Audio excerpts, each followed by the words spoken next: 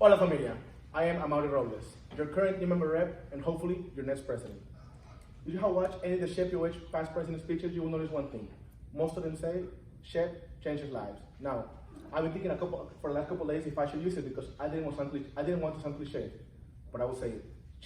SHPE changes lives. Now, when we say this, we don't say it lightly, we say it because we truly mean it. I can tell you that without SHPE, my life will be completely different. 3 years ago, I fell out of engineering school, and within my first 3 years of college, I had been enrolled in 3 different universities. But all of that changed once I got here to UH in the fall of 2020.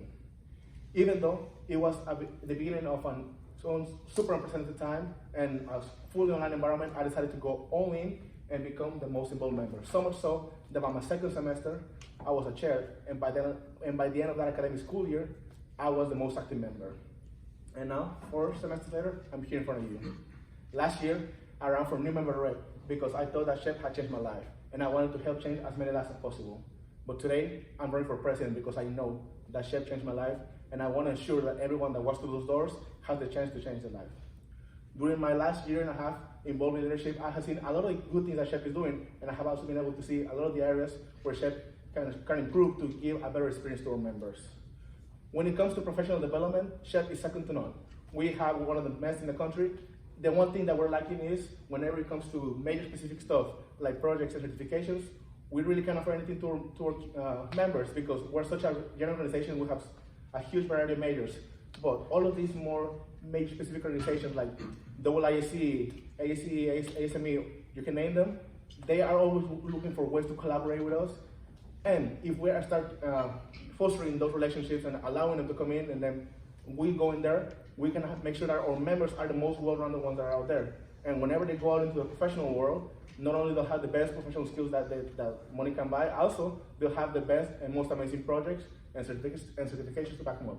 One of the ways we can start doing to foster these relationships is finally, after many years talking about it, doing something I want to call Cougars Create, which will be finally our extreme engineering type event that we've been talking for many years now, and there's something always coming up. In this, if we are able to do it, we can invite all of the major on-campus organizations and finally show what the UH power is about, UH engineering power is about, and what the SHPE members can do.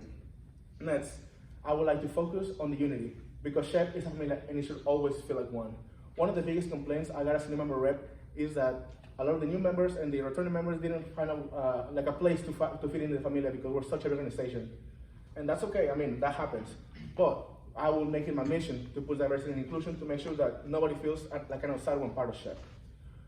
What I will do is I will keep pushing like our VPI did this year and keep attending tabling events like the ones we did this year for ISO, for NSME, anything to attract a wider variety of majors, keep implementing the No One Is Alone initiative, and lastly, finally get feedback from the members themselves so they can tell us if they feel like they're being engaged by leadership, because that's also one of the complaints. And whenever we can see which ones they're pointing out to be like, oh, this person is the best person, is the one who's engaged the most, we can take him into leadership and say, okay, what are you doing different? So all of us can learn and we can see the different ways to engage with the members. Next, I want to focus on communications, because sometimes as leadership, we think we're the best because, oh, we got elected, oh, I have prior experience, and that's not the case. SHPE is what it is because of the members, and we sometimes forget that, and we need to remember that all the time. So what I want to implement is an always open feedback form where any member, they don't have to be paid, they just have to be like, hey, I'm seeing this, and that will go straight into the eWork folders where we can, for whenever we go into the meetings, and we can say, oh, there's this issue happening, and then that way, one, we can tailor events better for our members, and second, the members can be assured that they're always being heard. Lastly, I want to focus on one last thing, getting back in contact with those long, strange alumni that left a while ago. It's not a secret that our most engaged alumni are the ones who are part of the SHPE Houston Professional Chapter and the ones who just recently graduated. Now, we've been here in UH for 20 years, and sadly, due to time and stuff like that, a lot of the time has been erased, and all information, all the pictures are gone completely from our drives. And during my last couple weeks, I've been trying to get a lot of that information back, and I've been able to contact past presidents, past VPIs, past treasurers, anything you want, imagine. And now, why is it important to do this? Because to know where we're going, we need to know where we're coming from. These people were the pioneers, the people who planted the seed to do whatever the chapter is today. And They also are the people who have been 15, 20 years in the workforce, so they're the people who've been there, done that for almost anything.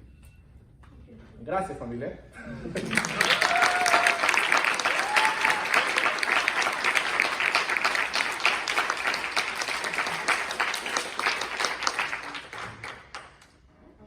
Great speech, Amaury, and the question that I have for you, and I think that is something that we actually have seen in the past years that you have, I'm just putting the timeline for the 2 minutes.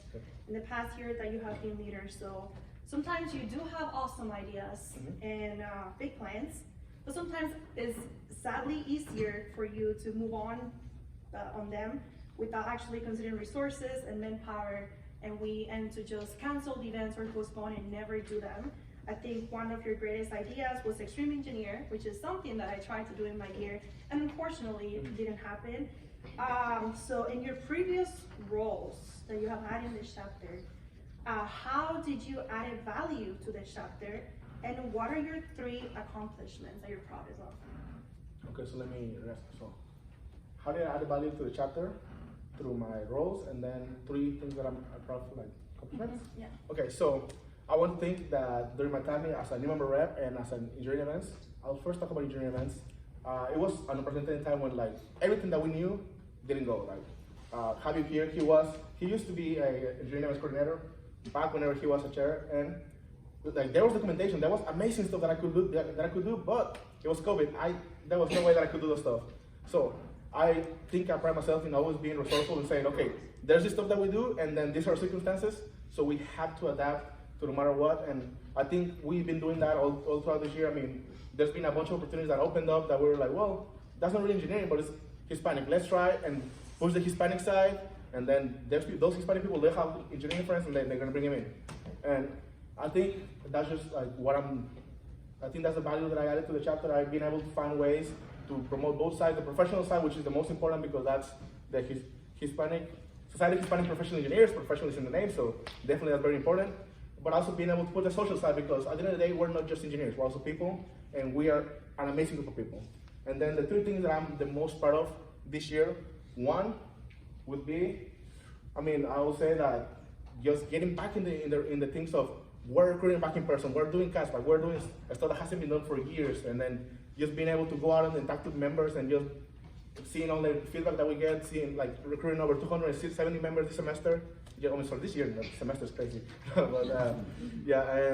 another thing I will say is the Chiptina pageant. I know it got postponed, but trust me, it will happen. I'm fighting everyone that says it won't happen.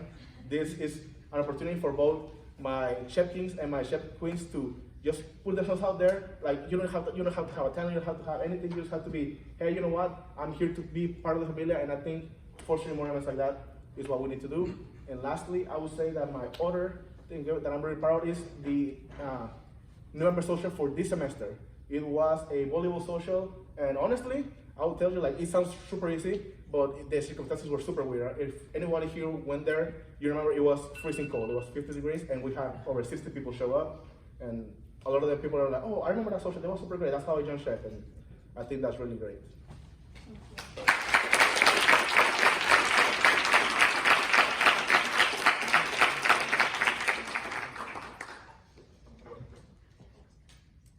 I greatly enjoyed your speech, so thank you for running today. I want to talk a little bit more about your leadership style. And when we begin the year, we have very passionate chairs and very passionate e-board, and we start planning. But we only have our budget that we can work with, and we also want to focus on quality over quantity, right? And also not to burn out our members with a lot of different events and random days. What would you say your leadership style is? How would you deal with a very passionate e-board that does not want to follow what you had a lot of different ideas in your speech and very good ideas, but what if not everyone's looking that direction? How would you handle it? Okay, definitely. My mini e-board, won't let me lie, I am not the most hands-on, like, I need you to do this right now person in the world, but I am also a results person. Like, if they don't deliver, I'm gonna be like, hey, what's going on here? Like, where's my results at? And I think that's what makes me a little bit different than what's happening, like happening in some years it doesn't happen, but it's that I want to see my members grow. Like as much as I want to be the president, I'm about to say I am the leader of this. That's not really what happens. There's 7 of us who are going to be working together in leadership, and I have my ideas, they have their ideas, and if we're all passionate, I mean, I think that's what matters at the end, because if we're all passionate, there's passion is something you can't buy. Like ideas, yeah, everybody's gonna have different ideas. That happens all the time. Like whenever you are doing your engineering event, like your engineering homework, you're like, oh, I want to solve it this way. Somebody's like, oh, I want to solve it the other way. You know, that's just something happens, and we had to, as you were during the summer, whenever we are just starting getting ready, it's like, okay, let's see what are the main things that all of us are thinking, like, oh, this has to be done. Those are gonna give priority, and then after that is, okay, there's these ideas that are opposing, these ideas that don't really fit with each other, or these ideas that could fit, but like, let's make it together. That's whenever we start using that, like those summer breaks to say, okay, we can plan ahead, see how everything can merge, and see how we can, with all of our eagerness to be anymore, we can be just missing ideas to make sure that we're not either like burning ourselves, burning the members, burning the chairs, and just finding a way to make the events the most efficient whenever we're having them. Yeah. Like for example, I think this year we wanted to do collaborations with our organization, but we just didn't have dates. So I started talking with academics, and we started doing joint things with different organizations. So for example, we had, I think, stuff with BSME, ASME, IISE. So we had these collaborations, and we still had our normal events, and they just that was a way to like get a second wall that we had and just kind of blend it into stuff that we already had. So just once again, it's coming back to adapting to whatever the situations given to you are.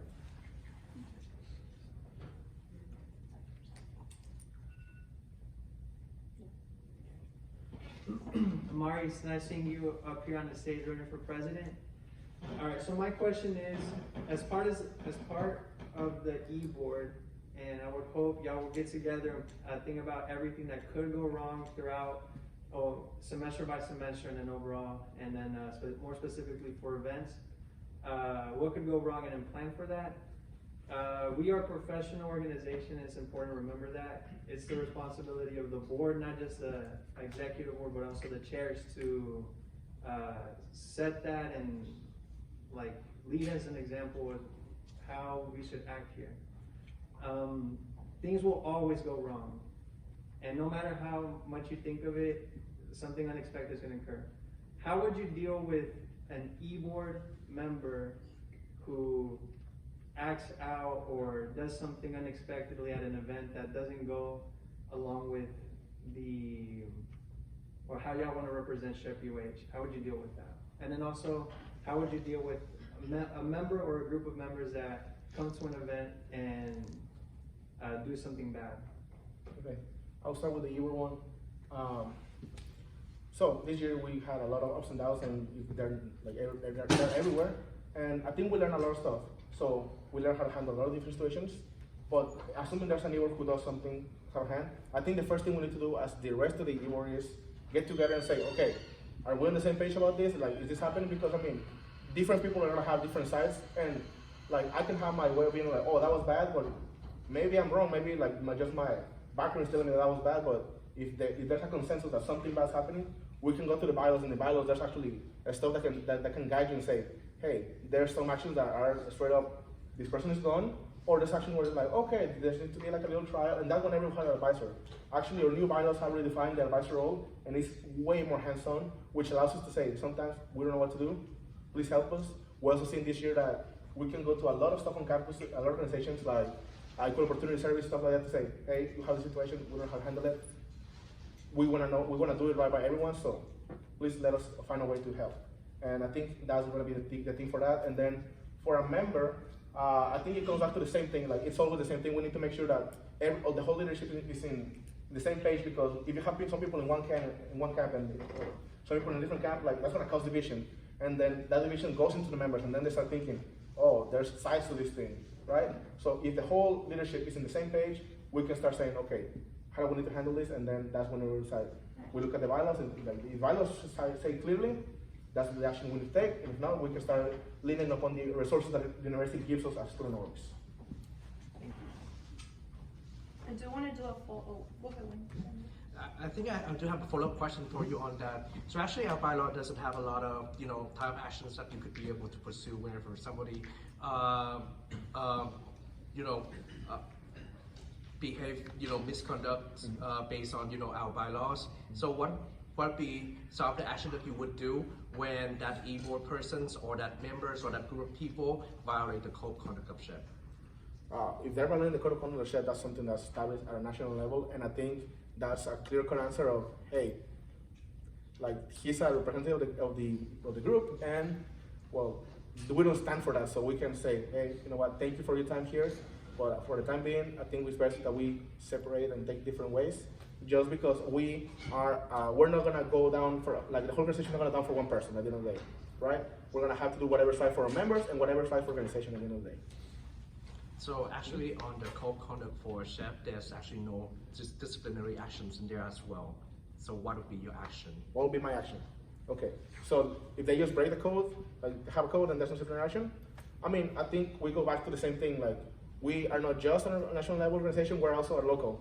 And like, if they break the national code, we can ask here, like, cause like if we break the UH code, but we don't break national, like UH is still gonna be mad at us.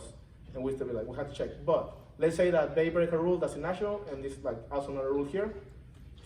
How do we go about that? I mean, I think that's whenever we go into a board and say, okay, do we need to act on this, or is it more like a, hey, don't do it again, or more of a like, hey, you actually crossed the line. Once again, thank you for your service, kind of thing. Like, I think it just goes situation by situation because every situation is different, and like there's a bunch of it's a wide spectrum of stuff that action that you can take for a break of the code of conduct.